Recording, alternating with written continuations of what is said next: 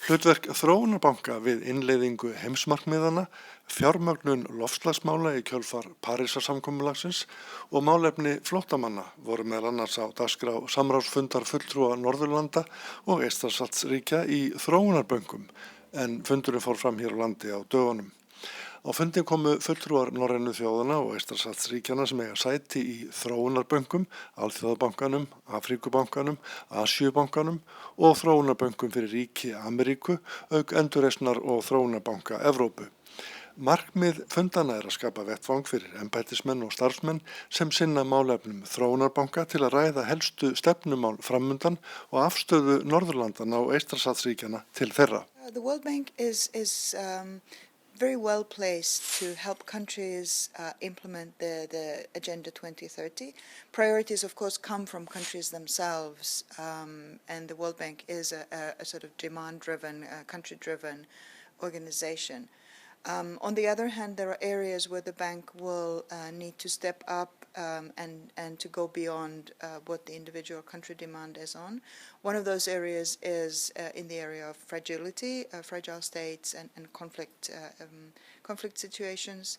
Another one is climate, where clearly the bank can do a lot to move that agenda forward. And then in the whole area of financing for development and a lot of the areas that are included in the Addis Ababa program for action, including domestic resource mobilization, taxation, illicit financial flows. There's a lot of new things that the bank is involved in. And then leveraging more private financing. The bank has quite a lot to offer in that area. You also mentioned a focus point on changing context. It was the new actors, the increased importance of private capital flows and global risk considerations. A few words on that? Yes. It's interesting how the world is actually, well, I guess the world always is in constant change, but it seems that there is quite a lot of new elements in the environment we work in.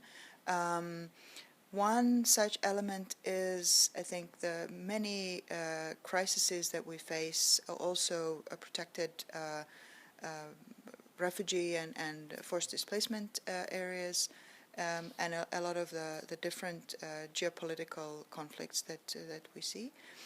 And that impacts also the bank quite a bit. And then the financial, the economic environment continues to be very constrained for developing countries and emerging countries, and that gets reflected quite quickly at the bank in increased demand also from middle-income countries for borrowing.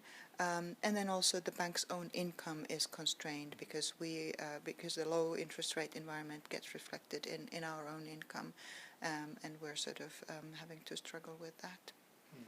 There's always, as you say, in a changing world, new elements or new points that are discussed. Now we have a flow of refugees. It must be of great concern in the bank. Yes, it is. Of course, the bank is a global institution, so for us, we are concerned for refugee situations all over the world, so not only the Middle Eastern situation and the European situation. But of course, the European situation is reflected in a lot of the conversations right now.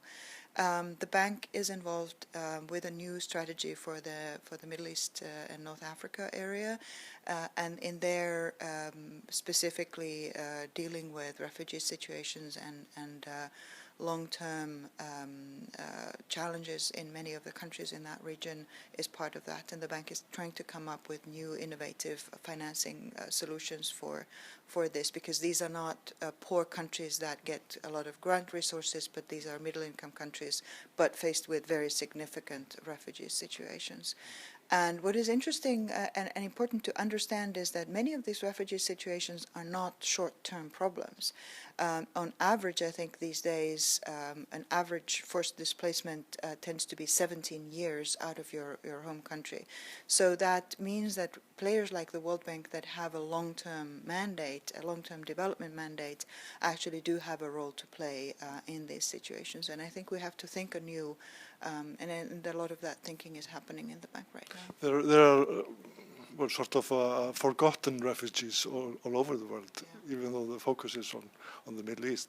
No, that's very important to remember, and that a vast majority of refugees are actually housed in poor countries themselves.